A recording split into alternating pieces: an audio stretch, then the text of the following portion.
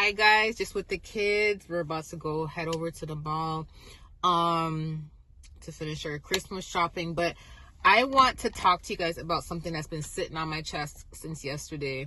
Child, I wrote it down in my phone. I'm like, God, I have to talk about it before I go and do anything because it's so important. And since we've been talking about deception and loyalty and everything all day. I wrote this in my phone.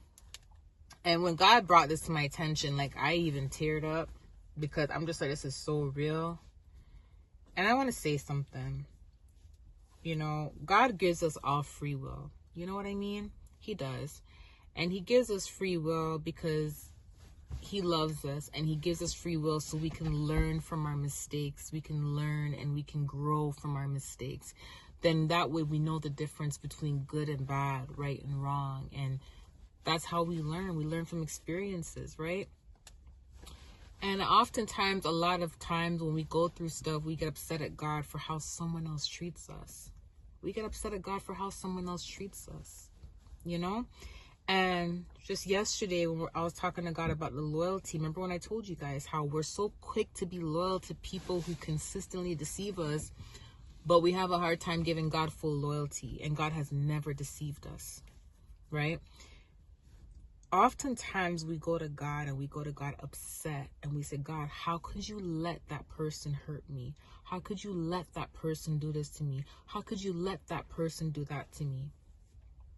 Forgetting that God gives everyone free will, even us. There's times where we may have hurt someone in the past, but we did it because it was our choice, not because God let us do it. You get it? So I'm not saying that you have no right to be upset about the warfare. You have no right to be upset if someone hurts you. No right to be upset about the attacks.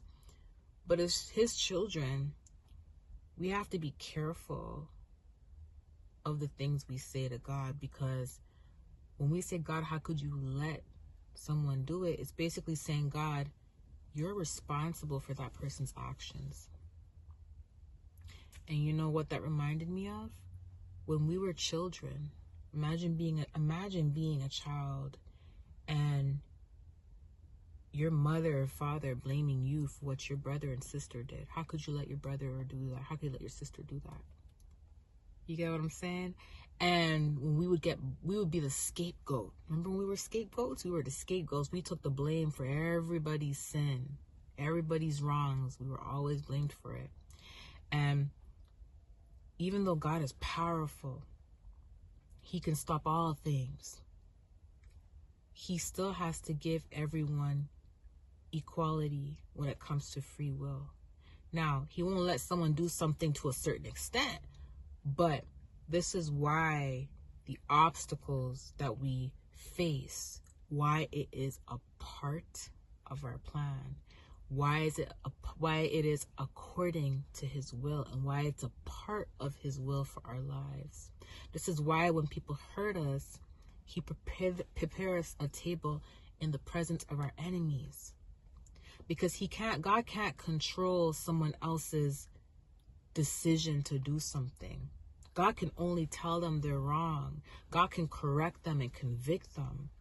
But if they still continue to choose to do it, how is that God's fault?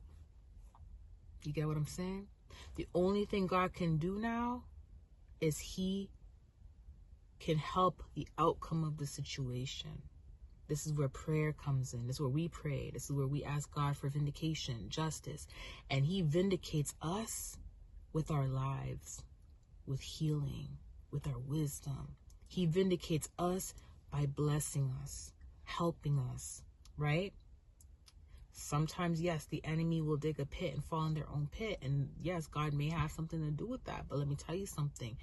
It was still the enemy's decision to dig that pit in the first place. Do you see where I'm going with this? So I stopped asking God why God lets things happen. Instead, I said, God, help me fix the outcome of the situation. And the reason why I start saying that now is because I would not want to blame God for the decisions of someone else.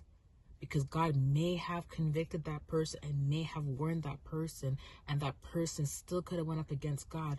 But them doing that, it's not God's fault. You know, so I just wanted to teach you guys that and tell you guys that that's something I learned yesterday. And it goes with the loyalty message, okay? I love you guys. I'll probably see you later because I have some other things I want to tell you guys. But I gotta go pick up a couple of my son's friends, and we're gonna head out. So I love you guys, and I'll talk to you soon. Bye.